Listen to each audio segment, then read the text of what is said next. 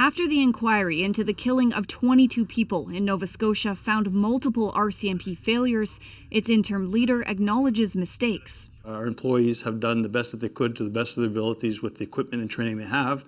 But that being said, with the challenge they face, we did not meet up to the expectation. With new calls for an independent review, Chief Political Correspondent Rosemary Barton asked why it's so difficult for the Mounties to change. Incidents like this will happen, and we must learn again from these incidents and move forward. Well, incidents like this, I mean, they don't happen, right? This was the worst mass shooting in history. Among the report's criticisms, this stark failure. RCMP posted an emergency alert to Twitter rather than sending it to cell phones.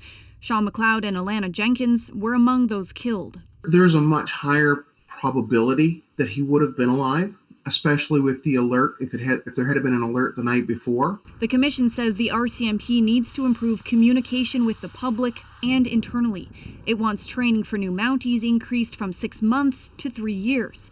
It says RCMP policing in rural communities across Canada must be reviewed. Now let's get on with it, because there's been calls for this for a long time, and successive governments have been unable, for one reason or another, to act upon those recommendations. Is there any teeth to the recommendations if they are not followed? And it's not clear that there is, right? So this might be another example of the RCMP kicking the can down the road. The federal government is pledging more oversight. It's the government's expectation that they make those reforms urgently so that we can restore the trust and confidence of the community so that this kind of tragedy never occurs again. The Commission wants an oversight body created within the next 2 months to track whether the Mounties are following through.